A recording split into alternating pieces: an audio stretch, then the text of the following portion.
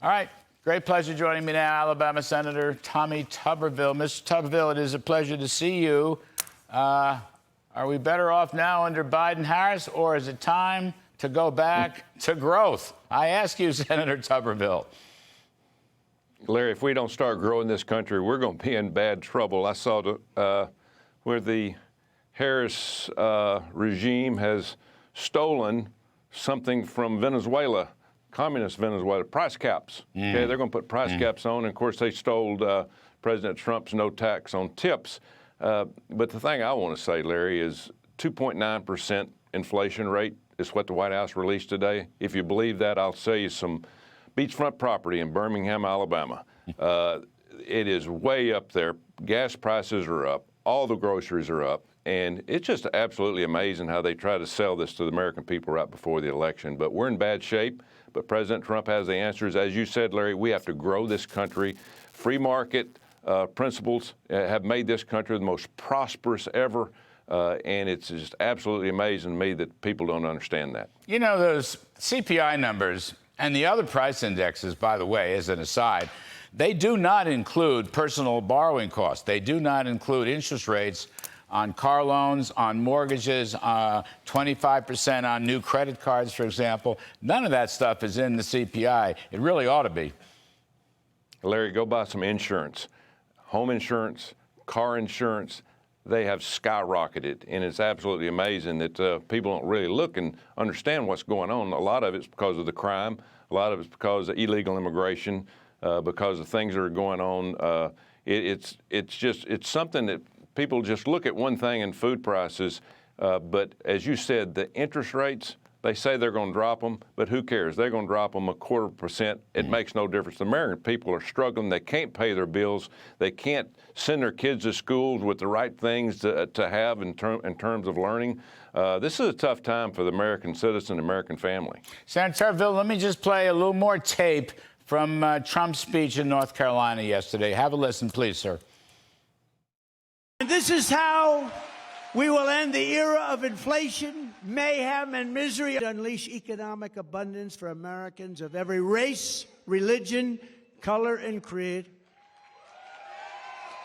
Together, we will deliver low taxes, low regulations, low energy costs, low interest rates, low inflation, so that everyone can afford groceries, a car, and a home. Everyone will prosper, every family will thrive, and every day will be filled with opportunity, hope, and joy.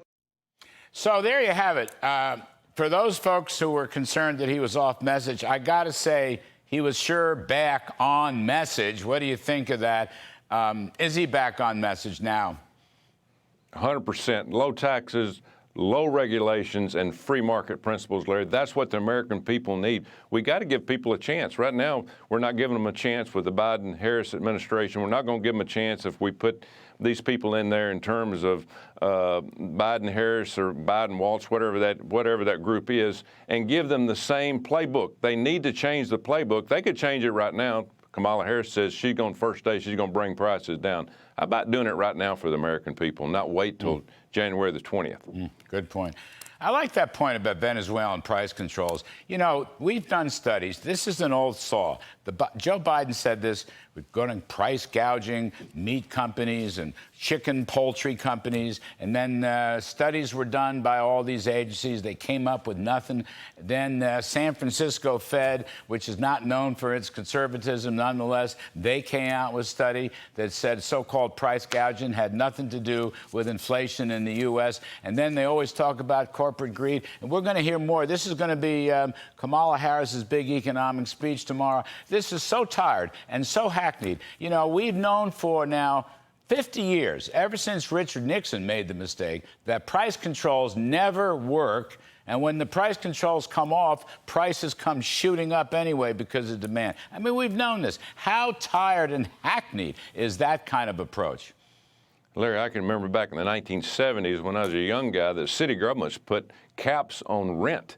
And absolutely almost destroyed the inner cities in terms of apartments because nobody built apartments. If you can't rent them for what you need to get your money back out of them, if you're the developer, there's no reason to build, and that's exactly what's going to happen here. I'm anxious to hear her economic speech because it's been a disaster for the last 3.5 years. It'll continue to be that because it's going to be all socialism, give away, make the American people send in tax money. Like in July, American tax people saying $330 billion, but we spent $545 billion. We can't continue to do this, Larry. We are dead broke. By the way, President Biden proposed federal rent controls for the whole country. And I bet you that Kamala Harris has that in her plank. So what you saw in the cities, which destroyed the housing stock, probably they want to do it nationwide. It's absolutely incredible. Just 2 more points, sir. First of all, interestingly to me, we did a review. Trump's polls are actually quite decent.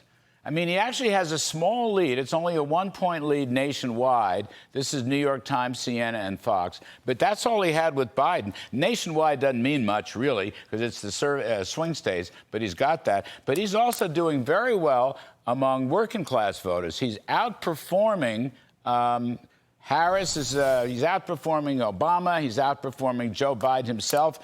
Trump's doing very well, whether it's minority working-class voters or it's white working-class voters or it's all working-class voters.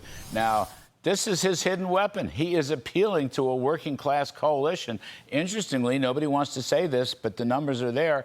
The polls suggest he's succeeding in building a working-class coalition.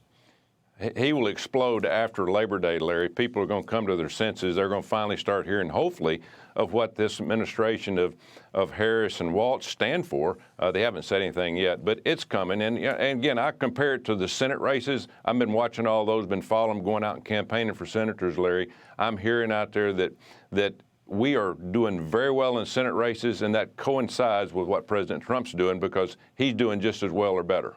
Now, Senator, Tim Walz, governor of Minnesota, now Veep candidate, at a Boston fundraiser says, this is from the press poll, I'm going to quote, "I feel like one of my roles in this now is to be the anti-Tommy Tuberville to show that football coaches are not the dumbest people," end quote. This is a guy who was an assistant high school football coach. What is he getting at? And what is he, by the way? Well, I think he's trying to make himself relevant. You know, I had a pretty decent career in 35 years of coaching, enjoyed every bit of it. But let me tell you, when you start comparing politics with education, it's no comparison. Education is so important in this country. He didn't last very long in it. But you got to remember this too, Larry. This is a guy that left his unit and didn't go to fight when they had to go fight in Afghanistan. He did several things in Minnesota as governor that just abandoned the police. So I don't take that with a grain of salt. You know, I'm proud of what I did as coach, and I'm proud of the coaching profession, and I'm proud of all the kids that I work with. They were great, but he's got one step away from possibly being vice president of the United States. I don't know how he's done it, but he's worked his way up, and I guess it's by smoke and mirrors. Smoke and mirrors. Senator Tuberville, last question. Are you fixing to be glued to your TV set and watch the Democratic National Convention in Chicago, Illinois? Are you fixing to do that, Senator? Oh, yeah, I'm going to be fired up about it, Larry. I'm probably going to play golf real late. I've never played night golf before, but I might play night golf now. Oh, gosh. Senator Tommy Tuberville, thank you, sir. It's wonderful to see you again.